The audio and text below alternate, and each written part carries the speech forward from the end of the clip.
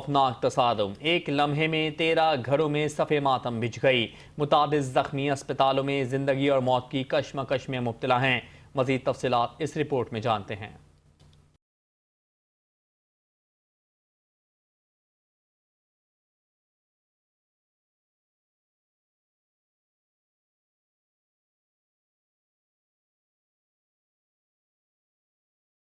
कई जिंदगियां छीन ले गई। सोग में डूबे खानदान अपने प्यारों के इंतजार में थे, मगर वापस आई तो सिर्फ लाशें। शाहराह भुट्टो पर एक कोहलनाक हादसा, जहां तेज रफ्तार आयल टैंकर और मुसाफिर बस के दरमियान तसादम ने 13 घरों के चिराग गुल कर दिए। वहीं मुतअद्दिद जख्मी अस्पतालों में जिंदगी और मौत की कश्मकश में मुब्तला है। यहाँ पर हमारी मोटरवे पुलिस सबसे पहले पहुंची और रेस्क्यू पहले पहुंची। उन्होंने बॉडीज को और उसको रेस्क्यू किया। नंबर 2 टास्क किया था। आपको जैसे पता है कि ये मेन M9, तो यहाँ ट्रैफिक को रेगुलेट करना है, वहाँ ट्रैफिक रेगुलेट किए, बॉडीज शिफ्ट कर दी। चला है कि 2 गाड़ियाँ वन वे से आ रही थी, एक हाईएस और एक दूसरी जो PSV बस।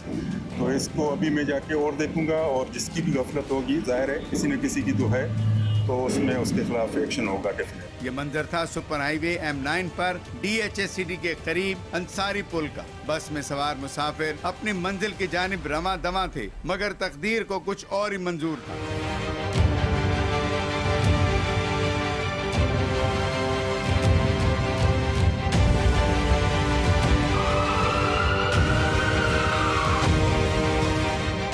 रेस्क्यू एहलकारों ने जख्मियों को निकालकर फौरी तिब्बी इमदाद दी और उन्हें अब्बासी शहीद अस्पताल मुंतकिल किया गया, जहां बाद जख्मियों की हालत तशवीशनाक बताई जा रही है। हादसे के बाद इलाके में खौफ व हरास फैल गया। ऑयल टैंकर से तेल के अखराज के बायस सूरत हाल मजीद खतरनाक हो गई। रेस्क्यू टीमों ने इलाके को घेरे में ले लिया। IG सिंध जावेद आलम उडो ने वाकये का नोटिस लेते हुए फौरी इकदाम की हदायत की, जाए वक़ुआ को महफूज बनाने और ट्रैफिक को मुतबादिल रास्तों पर मुंतकिल करने के अहकाम जारी किए।